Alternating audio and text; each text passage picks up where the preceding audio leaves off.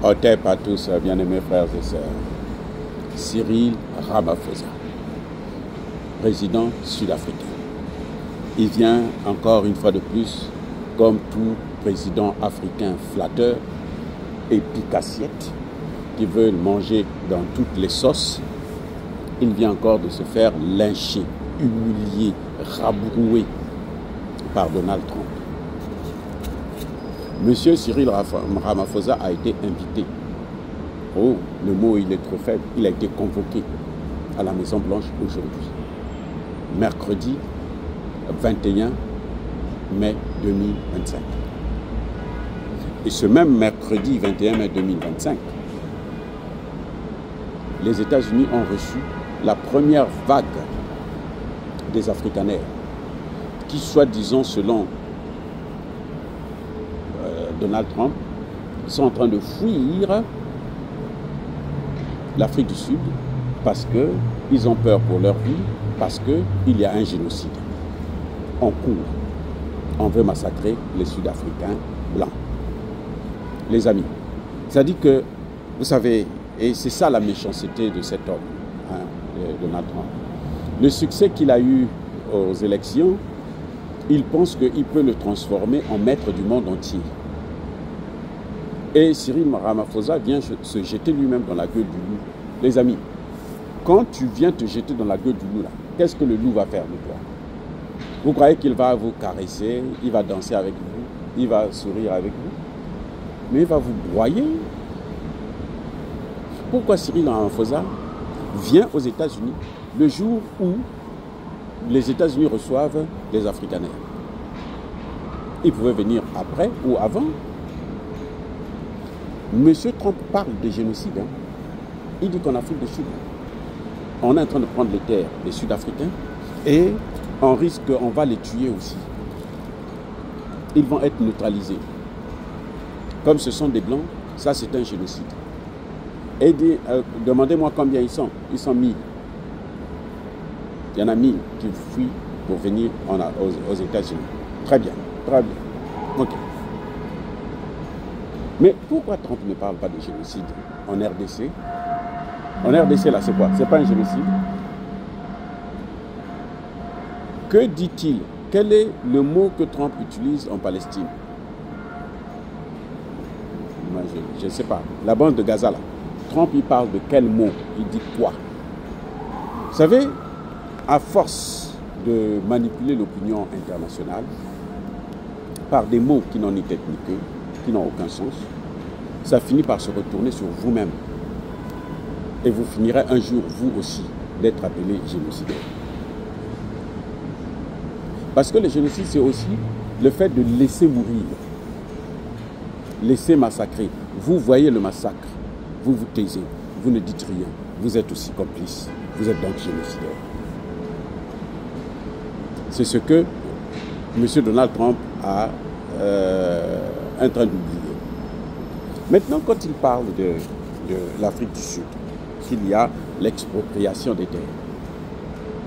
Les amis, les terres qu'on est en train de prendre, là, quand on parle de terres en Afrique du Sud, vous voyez l'Afrique du Sud, là, aussi grand que ce soit-il, avec autant de Noirs majoritaires, puisque les Noirs sont chez eux. Les Afrikaners, pourquoi on les appelle Afrikaners? On les appelle Afrikaners parce que eux, ils sont les descendants des colons qui sont venus prendre les terres des Noirs. Et actuellement, plus de 90% de terres en Afrique du Sud appartient aux Blancs. Plus de 90% de terres appartiennent aux Blancs en Afrique du Sud. Alors, les amis, quelle est cette injustice-là que l'on n'a pas le droit de corriger? Hein? Dites-moi, quelle est cette injustice-là? Ils ont affaire à Ramaphosa, qui est un businessman, qui doit préserver ses milliards, qu'il a dû laisser dans des banques aux États-Unis et partout. Donc, il est obligé de venir flatter les États-Unis. Moi, je trouve que c'est bien fait pour lui, que Trump puisse l'humilier. Je trouve ça très, très, très bien. Mais il y a un problème. C'est que quand ils viennent comme ça, là, lorsqu'ils se font humilier, là, ce n'est pas seulement eux, leur personne, à eux, à elle, qui se fait humilier, mais c'est toute l'Afrique, c'est tout un continent. C'est tout un peuple qui se fait humilier à travers l'humiliation, la bêtise d'un seul homme. Certes, il est le président de l'Afrique du Sud, mais c'est un noir. Quand on l'humilie là, on est en train de nous humilier, nous tous, les amis. C'est tout le monde, tous les noirs qui sont humiliés. Donald Trump le fait asseoir et dit, mais comment tu peux justifier le fait qu'on a pris les terres, hein? Il a beau expliquer, non, c'est la Constitution, et puis on a pris ça pour l'intérêt public. Il dit non, tu peux pas prendre les terres de moi.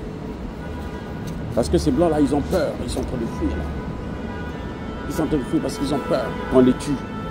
Mais le père de Elon Musk, il est où? Trump est entouré au moins de 4 ou 5 Sud-Africains, en tout cas d'origine.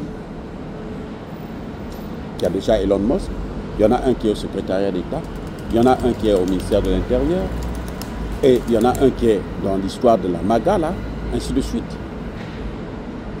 Et c'est-à-dire que quand je parle d'entouré, là, c'est des hommes influents dans la politique que mène Donald Trump. Et ce sont eux qui ont décidé. Mais leurs parents restent là-bas. Mais s'il veut protéger les Blancs, il n'a qu'à les prendre tous et puis les amener. Nous, on sera bien contents. Hein. Quand on les prenne tous, ils ont besoin des agriculteurs ici.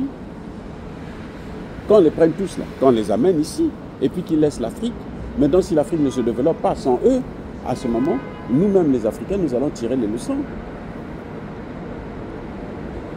Non, je pense que les dirigeants africains doivent arrêter de nous humilier comme ça. Là. Ils doivent arrêter. Monsieur Ramaphosa a arrêté avec ses imbécilités. Arrêtez avec ça. Vous êtes devenus trop ridicules. Il est membre des BRICS. Les BRICS, aujourd'hui, là, les BRICS, c'est plus que l'OTAN.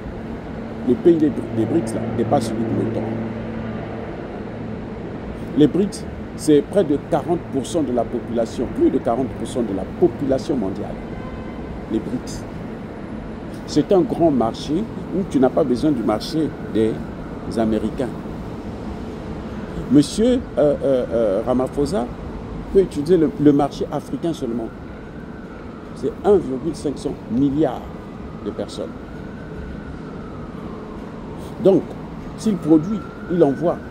C'est vrai qu'il veut l'argent facile et puis il produit ce qui coûte cher. C'est pour ça qu'ils amènent aux États-Unis. Mais les Chinois réussissent très bien. En Afrique, là, tout le monde consomme chinois. Parce que c'est des bons prix. C'est la politique. Au lieu d'être là tout le temps à courir après des gens. Il s'agit qu'on l'a fait asseoir là, interrogatoire comme on interroge un enfant qui a commis une erreur. Ce que Cyril Ramaphosa a eu aujourd'hui. On l'interroge comme un enfant qui a commis une erreur. Et il faut donc le discipliner. Voilà ce qui est en train de se passer. Les amis, c'est dommage et c'est malheureux. Soyez bénis, abondamment bénis par le Dieu de Kémit et par nos ancêtres Jésus. Mais que tous ceux qui persécutent le continent africain, le pillent et le déstabilisent, qu'ils soient noirs, blancs, chinois, arabes, juifs, indiens, qu'ils soient punis, maudits, foudroyés, neutralisés, écrasés, effacés par le Dieu de Kémit et par nos ancêtres Jésus. Vive l'Afrique éternelle, j'ai dit et j'assure.